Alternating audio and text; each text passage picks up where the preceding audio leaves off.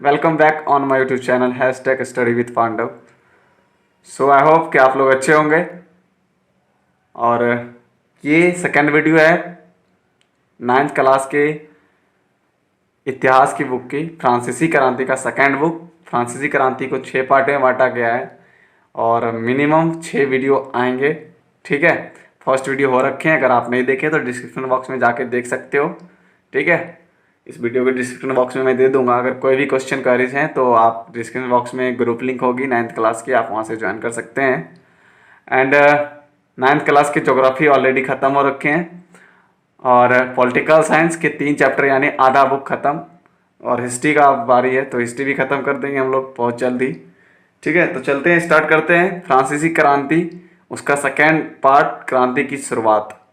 किस तरह क्रांति का शुरुआत हुआ, तो आपको पता होगा कि जब 1774 में लुई 16 फ्रांस की राजगद्दी पे बैठता है और 20 वर्ष की उम्र में ऑस्ट्रिया राजकुमारी से शादी करता है।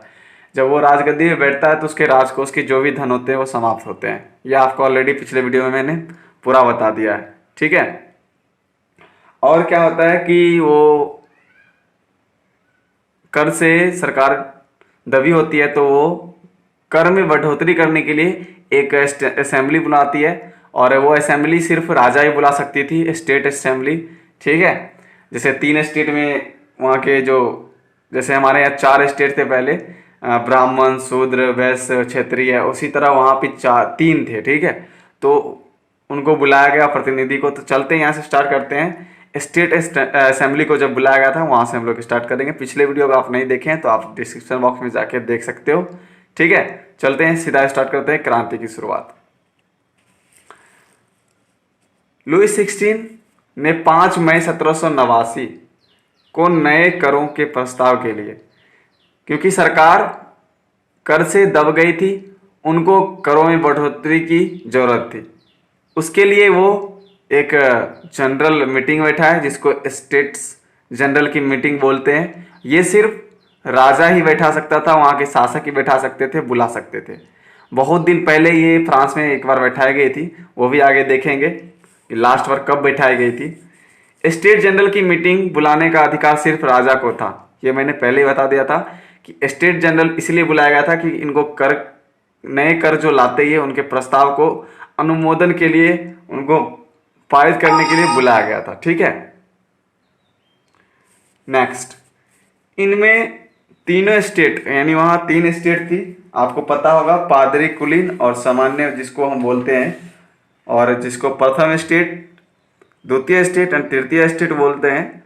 प्रथम में पादरी लोग थे, द्वितीय में कुलीन लोग, और तृतीय में जो बच गए पादरी कुलीन छोड़कर वो थे। ठीक है, ये पिछले चैप्टर में मैंने पिछले वीडियो में बता दिया था कि पादरी और वर्ग और कुलीन वर्ग को थोड़ा प्रिविलेज मिला हुआ था, कुछ छूट मिली हुई थी, टैक्स पे नहीं करते थे। और थर्ड स्टेट के जो गरीब लोग थे 80%, क्योंकि वो जनसंख्या ज़्यादा थी थर्ड स्टेट की, वो टैक्स पेयर थे, उनके साथ नाइंसाफ़ी होती थी। आगे देखते हैं, इनमें तीनों स्टेट अपने अपने प्रतिनिधि भेजते हैं। ठीक है, इसकी अंतिम बैठक कब हुई थी? 1614 में। इससे पिछली जब बैठक हुई थी वो 100 साल से ऊपर हो गया। ठीक है, 14 में बुलाया गया था, अब बुलाया जा रहा है 5 मई 1789 को। पहले दूसरे स्टेट ने 300 प्रतिनिधि भेजे और तीसरे स्टेट ने 600। इस स्टेट में मीटिंग में, स्टेट जनरल की मीटिंग में तीनों स्टेट की प्रतिनिधि आए। ठीक है, फर्स्ट 300 भेजे, थर्ड भी 300 के आसपास भेजी थी, और थर्ड जो थी 600, और सेकंड 300, फर्स्ट 300। ठीक है, और जो बड़ी जनसंख्या में मीटिंग में आए थी वो हॉल के पीछे खड़े थे, यानी थर्ड स्टेट के लोग, उनको कोई अधिकार ही नहीं दिया था, उनको बैठने के लिए सही उचित जगह नहीं थे। चलते हैं, तीसरे स्टेट का प्रतिनिधि, आगे चलते हैं। तीसरे स्टेट का प्रतिनिधि समृद्ध और शिक्षित वर्ग कर रहे थे। अब तीसरे स्टेट में किसान लोग थे, लेकिन यहाँ पे भेजे गए थे समृद्ध और शिक्षित लोग, उनमें से जो थे, ठीक है, उनको भेजा गया था, क्योंकि किसानों, औरतों और कारीगरों को सभा में प्रवेश वर्जित था। इसीलिए उनमें जो शिक्षित और समृद्ध लोग थे उनको इस मीटिंग में भेजा गया था, क्योंकि औरत और वहाँ के जो औरत थे, वहाँ के जो किसान थे, वहाँ के जो कारीगर थे, इनको उस सभा में प्रवेश करने नहीं दिया जाता, उनको वर्जित किया जाता था। ठीक है, चलते हैं नेक्स्ट पेज। आई होप ये समझ गए होंगे आप। प्रत्येक वर्ग को एक एक वोट का अधिकार था, या वो किसी भी स्टेट का हो, प्रथम स्टेट का हो, द्वितीय स्टेट का हो, तृतीय स्टेट का हो। ठीक है, और इसी तरह वोटिंग कराना चाहिए था लुई 16 को, लेकिन ऐसा नहीं हुआ, देखेंगे आगे। लेकिन तीसरे वर्ग के प्रतिनिधि ने मांग रखी कि अब की बार पूरी सभा के द्वारा मतदान होगी। इसमें क्या होता था, अब देखो 3 स्टेट थी, ठीक है, सही से समझना, और जितने मेंबर थे हर एक मेंबर को एक एक वोट का अधिकार नहीं था। हर एक जैसे प्रथम स्टेट है तो हॉल मिला के एक वोट, हॉल प्रतिनिधि मिला के एक वोट, और थर्ड स्टेट में हॉल मिला के एक वोट। अब देखो क्या होता था, ये दोनों सरकार के ही थे, कुलीन और पादरी, क्योंकि इनको सरकार टैक्स पे करने नहीं देती थी, कुछ छूट देती थी जॉब करने में। अब क्या होती थी, सरकार तो अब सरकार इसको इतना प्रिविलेज दे रही है, इतना छूट दे रही है, तो ये दोनों तो डायरेक्ट एक एक वोट देके 2 हो जाएगा। अगर ये नहीं भी देगा तो इसकी सरकार बन जाएगी। तो थर्ड स्टेट के लोगों का कहा था हर एक मेंबर को एक एक वोट दो, ना कि एक स्टेट को एक वोट। यानी पूरे हॉल 300 लोगों के लोग जो थे उनका वोट का मान एक होता था, 300 लोगों का वोट का मान एक होता था, और 600 लोगों का वोट का मान एक होता था। तो आप यहाँ पे देख सकते हो किस तरह नाइंसाफी थर्ड स्टेट लोगों के साथ होता था।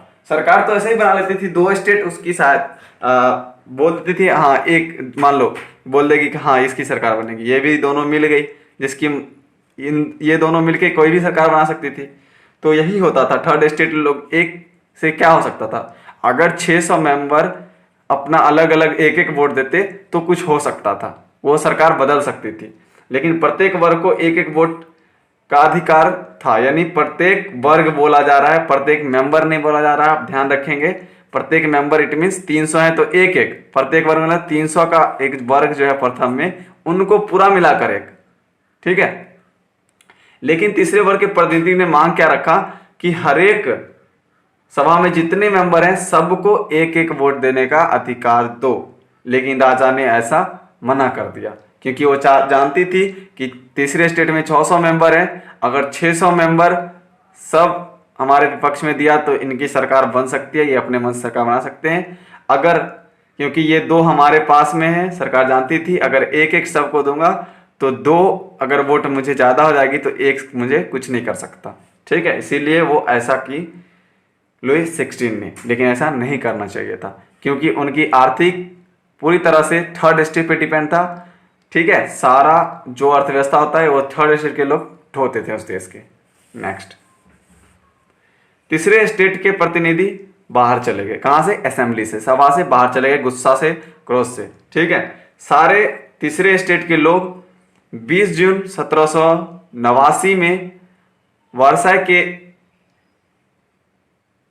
क्या लिखा हुआ है, हाँ, वर्साई के इंडोर टेनिस कोर्ट में जमा हो गए। बाहर चले गए थे गुस्सा से कि एक एक वोट का अधिकार हर एक मेंबर को दो, ना कि वर्ग को। ठीक है, इससे गुस्सा होकर, इससे क्रोधित होकर, इससे असंतुष्ट होकर प्रतिनिधि लोग सभा से बाहर चले गए और 20 जून 1789 को वर्साई के इंडोर टेनिस कोर्ट में जमा हो गए सारे थर्ड स्टेट के लोग। अपने आप को नेशनल असेंबली घोषित कर लिया, कौन, थर्ड स्टेट के लोग। ठीक है, नेतृत्व कौन कर रहे थे, मिराबियो आवेसिये। ठीक है, लेकिन आप यहां पे ध्यान देंगे कुछ ऐसे भी फर्स्ट एंड सेकेंड स्टेट के लोग थे जो थर्ड स्टेट के लोगों के साथ थे, क्योंकि वो शिक्षित थे, वो भेदभाव नहीं करना चाहते थे। आप देख सकते हो ये मिराबियो जो है सेकेंड स्टेट से बिलोंग करते थे, लेकिन नेशनल असेंबली थर्ड स्टेट की थी, उसका नेतृत्व कर रही थी मिराबियो। देख सकते हो कि वे शिक्षित थे, वो नहीं चाहते थे कि जो हमारे देश की जो अर्थव्यवस्था चला रही है उनको किसी चीज का शिकार होना पड़े। वो चाहते थे अगर ये सही से रहेंगे तो हमारा देश सही से चारों रूप से चल सकती है। ठीक है, और आवेसिये ने एक बुक लिखी थी, व्हाट इज थर्ड स्टेट। ठीक है, तो क्वेश्चन पूछ सकती है व्हाट इज थर्ड एस्टेट किसने लिखा? आवेसियो ने, जो नेतृत्व कर रही थी नेशनल असेंबली की। ठीक है, इन लोगों ने शपथ लिया कि जब तक राजा की शक्ति कम करने वाला संविधान तैयार नहीं किया जाएगा असेंबली भंग नहीं होगी। ठीक है, इन जो लोग इंडोर टेनिस कोर्ट में थर्ड स्टेट के लोग बैठे हुए थे, इन्होंने सबने शपथ लिया कि राजा की जो शक्ति है उनको कम करना है। ऐसे संविधान जब तक नहीं बनेगी, राजा की शक्तियों पे कंट्रोल नहीं किया करने वाली नियम बनेगी, तब तक हम इस सभा को भंग नहीं करेंगे। हम लोग यहाँ पे बैठे रहेंगे, सरकार का विरोध करेंगे। ठीक है, चलते हैं आगे। धीरे धीरे ब्रेड की दाम, वहां की आपको पता होगा जो डाइट है वो ब्रेड थी, उसका दाम धीरे धीरे आसमान छूने लगा। यानी दाम की जो कीमत है वो सामान की जो ब्रेड की कीमत थी और भी ऊंचा होने लगा और भी आगे बढ़ने लगा। ठीक है, जो गरीब लोगों के खाने का एक साधन हुआ करता था वहाँ के, और लोग और क्रोधित हो गए धीरे धीरे। इससे क्या हुआ, और उसी समय कड़ाके की ठंड पड़ती है और फसल नष्ट हो जाती है। तो आप समझ सकते हो कि अगर आपके पास संसाधन कम है और लोग ज़्यादा हैं तो भुखमरी फैलेगी। लोग इससे क्रोध हो गए और ठंडी के कारण फसल बर्बाद हुई थी, तो और भी ब्रेड की कीमत आसमान छू रही थी। तो देखते हैं आगे क्या होता है। क्या ये नेशनल असेंबली आगे जाकर कुछ बनती है? क्या ये संविधान में कुछ बदलाव लाती है? क्या सरकार की मंशाओं को चेंज करती है? क्या सरकार इनके पक्ष में काम करती है? वो देखेंगे हम लोग आगे। ठीक है, क्रोधित यानी थर्ड स्टेट के लोग जो इंडोर टेनिस कोर्ट में बैठे हुए थे, 14 जुलाई को वह स्टील पर धावा बोलते हैं। ठीक है, और नास्तंबूद कर देते हैं। ठीक है, चलते हैं आगे। नेशनल असेंबली सन 1991 में संविधान का प्रारूप पूरा कर लेता है। जो नेशनल असेंबली 20 जून 1789 को बैठती है इंडोर टेनिस कोर्ट में, वो 1791 में यानी 2 साल बाद संविधान पूरा कर लेता है, जिसमें इसका उद्देश्य था कि शासक या सम्राट की शक्ति को सीमित किया जाए, शक्तियों को विभिन्न संस्थाओं विधायिका, कार्यपालिका, न्यायपालिका में विभक्त किया जाए। ये पूर्ण तरीके से लोकतंत्र की मांग कर रही थी। तो जैसे हमारे इंडिया में सरकार के 3 स्तंभ हैं, चौथा भी है जो मीडिया है, 3 स्तंभ है, विधायक, कार्यपालिका और न्यायपालिका, और चौथा स्तंभ है वो है मीडिया। ठीक है, और हमारा संविधान कौन से डिपार्टमेंट कौन काम करेगी वो डिवाइड कर रखी है कि सरकार के पास कितने शक्तियां होंगी, सेंट्रल सरकार के पास कितनी शक्तियां होंगी, स्टेट सरकार के पास क्या शक्तियां होगी। ठीक है, राष्ट्रपति के पास क्या शक्तियां होगी, न्यायपालिका के पास क्या शक्तियां होगी, कार्यपालिका के पास क्या शक्तियां होंगी। इसको डिवाइड कर रखी है हमारा संविधान। यही मांग नेशनल असेंबली कर रही थी और इन्होंने 1791 में एक संविधान का प्रारूप पूरा कर लिया था। चलते हैं आगे। इस तरह फ्रांस राजतंत्र में संवैधानिक राजतंत्र बन गया। जिस तरह राजतंत्र वहां चल रही थी लुई 16 की, अब वहां पे संविधान तैयार हो गया। अब राजतंत्र से संवैधानिक राजतंत्र हो गया। ठीक है, पूर्ण तरीके से लोकतंत्र नहीं हुआ। इसीलिए मैं बोलता हूं, इसीलिए मैंने फर्स्ट चैप्टर में या पॉलिटिकल साइंस में बताया है, ऐसा नहीं है कि जहां संविधान होगा वहां लोकतंत्र है। ठीक है, लेकिन जहां लोकतंत्र है वहां संविधान होगा। ठीक है, चलो आगे चलते हैं। सरकार के कितने अंग हैं वो थोड़ा हम देखेंगे। इसमें सरकार के 4 अंग हैं, LEJM, legislative, executive, judiciary and media. Legislative क्या करती है? ये रूल बनाती है, नियम बनाती है, जिसको विधायिका बोलते हैं। और एग्जीक्यूटिव क्या करती है? ये इम्प्लीमेंट करती है, अपने देश समाज एक डिस्ट्रिक्ट में इम्प्लीमेंट करती है। ये IAS IPS जो ब्यूरोक्रेट्स होते हैं, जो कार्यपालिका होते हैं, जो सरकार के अंदर रहकर कार्य करती है, MP MLA वो लेजिस्लेटिव होती है। जो विधायिका जो रूल बनाती है राज्यसभा लोकसभा में, वो लेजिस्लेटिव जिसको विधायिका बोलते हैं। कार्यपालिका जो रूल बनी है, नियम बनाई है सरकार, उसको इम्प्लीमेंट करती है, फोर्स में लाती है। एंड जुडिशरी चेक करती है कि लेजिस्लेटिव अपना काम कर रही है, एग्जीक्यूटिव अपना दायरे में काम कर रही है कि नहीं। ठीक है, ये ऑर्डर है। और मीडिया ये प्रकाश करती है कौन सी सरकार की स्तंभ काम सही कर रही है, गलत कर रही है, कहाँ नागरिकों के साथ उचित हो रहा है, नागरिकों का क्या मांग होता है, नागरिक क्या चाहती है सरकार से ये। लेकिन आज की मीडिया ऐसी नहीं है। आज की मीडिया मैं डायरेक्ट बोल सकता हूँ वो बिकाऊ मीडिया हो चुकी है। तो आप बिकाऊ मीडिया से बच के रहें।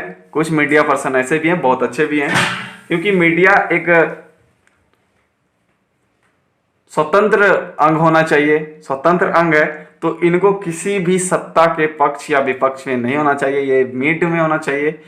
सरकार मीडिया का मतलब ही होता है ये लोगों का जजमेंट ले, ना कि सरकार के पक्ष में लड़े। आजकल की मीडिया सरकार के पक्ष में लड़ती है, ठीक है, जैसा कि आप भी देख रहे होंगे। मीडिया का मतलब है कि लोग का जो सरकार के प्रति मन है, सरकार के जो लोगों के प्रति वेदना है वो बताए, ठीक है, ना कि मीडिया का काम है कि वो सरकार के पक्ष में क्वेश्चन करे, सरकार के पक्ष में आवाज उठाए, लोगों के साथ रहकर आवाज उठाए। सरकार लोगों की आवाज उठाना इनका काम है मीडिया का, लेकिन ऐसा आपके सामने नहीं दिख रहा होगा। सिर्फ 4 एम मतलब मेंबर वोट दे सकते थे। कौन कौन दे सकते थे? जो वोट देते थे वो सक्रिय नागरिक कहलाते थे और जो अदरवाइज है वो निष्क्रिय नागरिक कहलाते थे, ठीक है। अब देखो सेक्स क्या होना चाहिए, वहां जो वोट देंगे वो मेल होंगे। एज कितना चाहिए? 25 होना चाहिए। सिर्फ मेल की बात हो रहा है। सेक्स होना चाहिए, मेल लिंग होना चाहिए, मेल फीमेल नहीं दे सकती है। एज 25 होना चाहिए एंड वो भी वोट दे सकते हैं जो 3 दिन की दिहाड़ी को कर के रूप में देते हो, ठीक है। चलते हैं आगे। आई होप कि यहां तक आप समझ गए होंगे। आप कमेंट सेक्शन में जरूर बताएंगे कि हमारी जो बढ़ाने की तरीका है कैसी है। अगर आपको अच्छी लगती होगी तो आगे बढ़ेंगे, वरना हम गलत नॉलेज नहीं देना चाहेंगे, क्योंकि आप लोग जो कमेंट करते हो उससे मुझे मोटिवेशन मिलता है और मैं उससे एग्रेसिव होकर और भी अच्छी वीडियो बनाने की कोशिश करता हूं। तो प्लीज़ आप कमेंट में ज़रूर बताएंगे कि मैं कैसा पढ़ाता हूं। क्या आपको पूर्ण तरीके से समझ आ रही है वीडियो? पूर्ण तरीके से आप समझ पा रहे हो? क्या ज्योग्राफी पूरी तरीके से कंप्लीट हो गई है एंड पॉलिटिकल साइंस में कोई प्रॉब्लम तो नहीं है? ये सारे कमेंट में आप हमें बता देंगे, ठीक है। चलते हैं आगे। अब देखो क्या हुआ कि गांव में अफवाह फैलने लगा कि सेकेंड स्टेट के लोग ने कुछ ऐसे लोगों को भेजा है जो किसान को फसल बर्बाद करने के साजिश में भेजा है। किसान के फसल को बर्बाद कर दो, ठीक है, ऐसा अफवाह फैला है। सेकेंड स्टेट के लोग ने कुछ ऐसे लोग को भेजा है जो किसान के फसल को बर्बाद करने का उनका एम है, ठीक है। तो इससे क्या हुआ, आक्रोशित होकर लोग कई जिलों में किसानों ने कुदाल, बेलचे और ग्रामीण लोग जो भी थे वो किलों पे आक्रमण कर दिए। जो सरकार के किला थी उस पे आक्रमण कर देती है। पहले से तो कर लेकर वो क्रोधित थे ही, सरकार की शक्तियों को लेकर क्रोधित थे ही। अब ये अफवाह फैलती है कि सेकेंड स्टेट के लोग ने कुछ लोगों को किसान की फसल बर्बाद करने के लिए भेजा है। तो इससे और भी आक्रोशित होकर लोग सरकार के किलों पे आक्रमण कर देते हैं। किसानों ने दस्तावेज जलाई व अन्य भंडार है, ये अंडार नहीं है, ये भंडार है, भंडारों को लूट लिया और कुलीन बड़े संख्या में भाग गए तथा बहुत से लोग देश छोड़कर अन्य देशों में जाकर बस गए, ठीक है। किसानों को आक्रोशित देख बड़े संख्या में लोग जो है भाग गए और बहुत सारे लोग कुलीन वर्ग के लोग जो है दूसरे देश में जाके बस गए हैं, ठीक है, उनको आक्रोशित देखकर, क्योंकि वो दस्तावेज जलाना शुरू कर दिए थे, भंडारों को लूटना शुरू कर दिए थे, किलों पे आक्रमण करना शुरू कर दिए थे। ऐसी भुखमरी जग गई थी फ्रांस में। अंततः लुई 16 जो थे उन्होंने नेशनल असेंबली को मान्यता दी। नेशनल असेंबली आप समझ रहे होंगे, थर्ड स्टेट को विजय प्राप्त मिली। ये थर्ड स्टेट के जो लोग बाहर निकल गए थे 20 जून 1789 ईस्वी में इंडोर टेनिस कोर्ट में, जब बोला गया था कि हर एक मेंबर को एक एक वोट का अधिकार दो, अगर सरकार उस समय नहीं मानी थी तो वो बाहर चले गए थे। वही नेशनल असेंबली को मान्यता दी और ये भी माना कि सत्ता पर संविधान का अंकुश होगा, यानी सरकार की कोई अंकुश नहीं होगी, जो संविधान में है वही होगा। जितना हमें सरकार को शक्ति मिलेगी, शासन को शक्ति मिलेगी, वही चलेगा, ठीक है। अंततः नेशनल असेंबली की विजय प्राप्त होती है।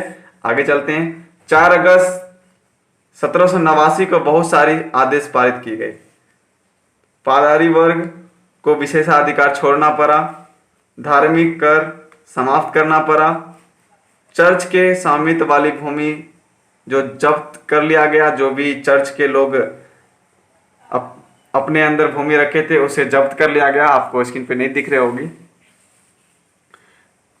और इसी प्रकार 20 अरब लिब्रे की संपत्ति सरकार के हाथ में आती है। आप देख सकते हैं एक संविधान बनने के बाद सरकार जो कर्ज में डूबी थी, अब सरकार के पास 20 अरब लिब्रे, वहां की जो मुद्रा थी वो सरकार के हाथ में आ जाती है। इस तरह धीरे धीरे सरकार कर्ज से उभरती है। तो ये वीडियो सेकेंड चैप्टर का यहीं पे खत्म होता है, यानी फर्स्ट चैप्टर का सेकेंड वीडियो यानी सेकेंड पार्ट। ठीक है, क्रांति की शुरुआत। तो आई होप कि ये वीडियो आपको हेल्पफुल होगी। कैसा वीडियो लगा आप कमेंट सेक्शन में जरूर बताएंगे। अगला वीडियो पॉलिटिकल साइंस बनाऊं या हिस्ट्री, ये आप कमेंट सेक्शन में जरूर बनाएंगे, तभी हम नेक्स्ट वीडियो बनाएंगे। ठीक है, तो मिलते हैं अगले एपिसोड के साथ। आपके डिमांड पे डिपेंड करता है, आप हिस्ट्री मांगते हो या पॉलिटिकल साइंस। तो तब तक के लिए बाय बाय, जय हिंद, वंदे मातरम, इनकलाब जिंदाबाद।